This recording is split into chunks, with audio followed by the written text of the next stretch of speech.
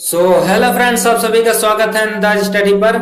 मित्र, जिस प्रकार भर्ती बोर्ड अपनी तैयारियों में लगा हुआ है, उससे यह संभावना हो रही है कि 24-25 अगस्त के पहले ही आपका एग्जाम करा लिया जाए। मित्र, आप अपनी तैयारी को पुख्ता कर लीजिए, क्योंकि अब ज्यादा समय आपको दिया नहीं जाएगा, क्योंकि ऑलरेडी ही 6 महीने ये अगस्त में पूरे हो जाएंगे।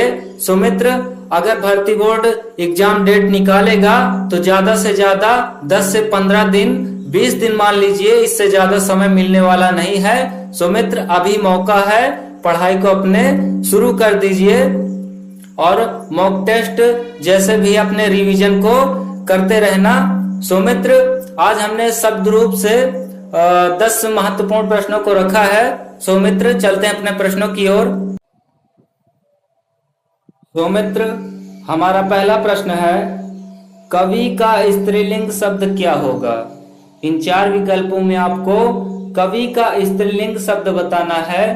तो पहले का जो सही उत्तर हो जाएगा वह बी ऑप्शन राइट हो जाएगा, कवयित्री। कवयित्री जो है यह कवि का स्त्रीलिंग शब्द है, पहले का बी ऑप्शन राइट है। पुल्लिंग और स्त्रीलिंग शब्द को पहचाना कैसे जाता है? तो आप अच्छा अच्छी का प्रयोग करके पुल्लिंग और स्त्रीलिंग शब्द को पहचान सकते हैं। जैसे लेखक, लेखक कैसा है? तो लेखक अच्छा है, यानी लेखक कैसा है? लेखक अच्छा है। लेखिका कैसी है? तो लेखिका अच्छी है। तो यहाँ पास अच्छा अच्छी का प्रयोग करके आप किसी भी शब्द को पहचान सकते हैं। अगला प्रश्न देखें मित्र। दूसरा प्रश्न है, निम्नलिखित में से कौन सा शब्द सदा बहुवचन में प्रयोग होता है? इन 4 विकल्पों में आपको कौन सा शब्द है जो हमेशा बहुवचन में प्रयोग होता है? तो दूसरे का जो सही उत्तर हो जाएगा वह सी ऑप्शन राइट हो जाएगा, प्राण। प्राण जो है यह सदा बहुवचन में प्रयोग होता है, आप इसे ध्यान में रखेंगे। अगला प्रश्न देखें। तीसरा प्रश्न है, निम्नलिखित में से पुल्लिंग शब्द कौन सा है? इन 4 विकल्पों में आपको पुल्लिंग शब्द बताना है। तो तीसरे का जो सही उत्तर हो जाएगा वह डी ऑप्शन राइट हो जाएगा, सारस। सारस जो है यह पुल्लिंग शब्द है, यानी सारस एक पक्षी है, तो यह नर जाति में आता है, यानी पक्षी जो है यह नर जाति में आता है। तो सारस जो है यह नर है, आप इसे ध्यान में रखें। किस पृथ्वी पर जितने भी नर जाति में आते हैं वह सभी के सभी पुल्लिंग होते हैं, और जितनी मादा जाति में आते हैं वो सभी के सभी स्त्रीलिंग हो जाते हैं। तो आप इसे ध्यान में रखें। अगला प्रश्न देखें। चौथा प्रश्न है, निम्नलिखित में से कौन सा शब्द स्त्रीलिंग है? इन 4 विकल्पों में आपको स्त्रीलिंग शब्द बताना है। तो चौथे का जो सही उत्तर हो जाएगा वह ए ऑप्शन राइट हो जाएगा, सूचना। सूचना जो है यह स्त्रीलिंग शब्द है। अब सूचना को आप कैसे पहचान सकते हैं? तो जैसे कोई इंसान किसी को बात बताता है, यानी सूचना देता है कि आपका काम जल्द ही हो जाएगा, यानी तो वह सूचना दिया। तो सूचना कैसी हुई?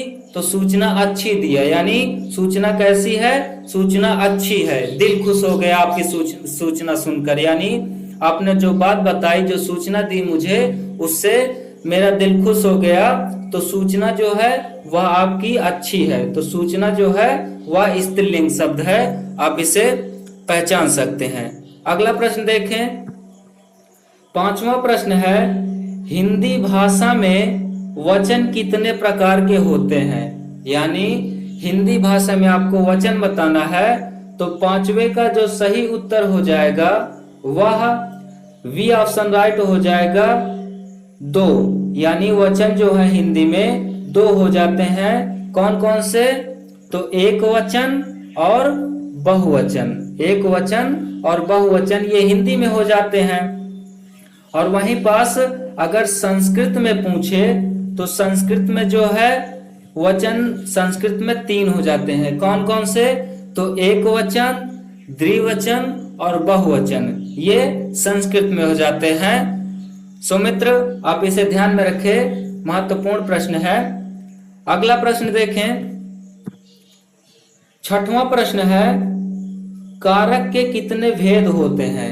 आपको इन 4 विकल्पों में कारक का भेद बताना है कि कारक के कितने भेद होते हैं। तो 6वें का जो सही उत्तर हो जाएगा वह डी ऑप्शन राइट हो जाएगा, 8।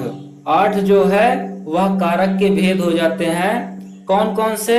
तो कर्ता ने कर्म को करण से द्वारा, संप्रदान के लिए, अपादान से, संबंध काकी के लिए और अधिकरण पर में पर हो जाएगा, अधिकरण में पर, संबोधक हे अरे।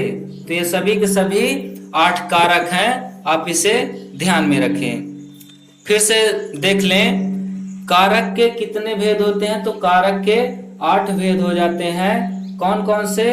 तो कर्ता ने कर्म को करण से द्वारा, संप्रदान के लिए, अपादान से, संबंध का की के और अधिकरण में पर, संबोधक हे अरे। तो ये सभी 8 कारक हो जाते हैं, आप इसे ध्यान में रखें। अगला प्रश्न देखें, 7वां प्रश्न है, कर्म कारक का चिन्ह कौन सा है? तो वहां पास हमने इसके पहले प्रश्न पर क्या बताया था कि कर्ता ने कर्म को, तो यहां पास को, कर्म को यानी कर्ता, कर्ता ने, तो कर्ता में ने ना आता है, कर्ता में ने आता है, और वहीं पास कर्म को, कर्म को, तो यहाँ पास को आता है, तो कर्म कारक का चिन्ह बताना है। तो कर्म कारक का चिन्ह जो को हो जाएगा, आप इसे ध्यान में रखें, 7वें का सी ऑप्शन राइट हो जाएगा। आगे देखें, अगला प्रश्न है हमारा 8वां, निम्नलिखित में से पुल्लिंग शब्द कौन सा है? इन 4 विकल्पों में आपको पुल्लिंग शब्द बताना है। तो 8वें का जो सही उत्तर हो जाएगा वह ए ऑप्शन हो जाएगा, बुढ़ापा। बुढ़ापा जो है यह पुल्लिंग शब्द है, आप इसे ध्यान में रखें। पुल्लिंग में क्या होता है कि पुल्लिंग में हमेशा जैसे पा और आ, आओ,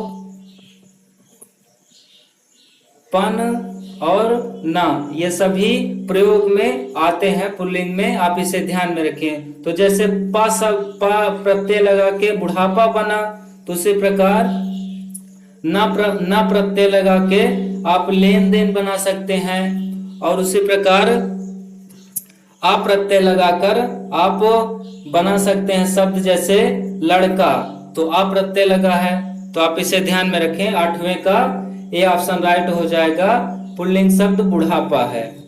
अगला प्रश्न देखें, 9वां प्रश्न है, मित्र का भाववाचक क्या होगा? मित्र का भाववाचक शब्द बताना है। तो इन 4 विकल्पों में मित्र का भाववाचक बताना है कि कौन सा शब्द भाववाचक होगा। तो 9वें का जो सही उत्तर हो जाएगा वह वी ऑप्शन राइट हो जाएगा, मित्रता। मित्र का भाववाचक मित्रता हो जाएगा, आप इसे ध्यान में रखें। अगला प्रश्न देखें, इस वीडियो का यह अंतिम प्रश्न है 10वां, लिंग की दृष्टि से दही क्या है? यानी दही कौन सा शब्द है, पुल्लिंग है या स्त्रीलिंग है? तो इसका सही जो उत्तर हो जाएगा 10वें का ए ऑप्शन, यानी दही जो है यह पुल्लिंग शब्द है, आप इसे ध्यान में रखें। सो मित्र, आशा करते हैं कि यह वीडियो आपको अच्छा लगा होगा। अगर वीडियो अच्छा लगा है तो वीडियो को लाइक कर लीजिएगा और चैनल को सब्सक्राइब कर लीजिएगा, ताकि हम जब भी ऐसे वीडियो अपलोड करें तो आप तक नोटिफिकेशन तुरंत पहुंचे। सो मित्र, फिर मिलते हैं अगले वीडियो में, तब तक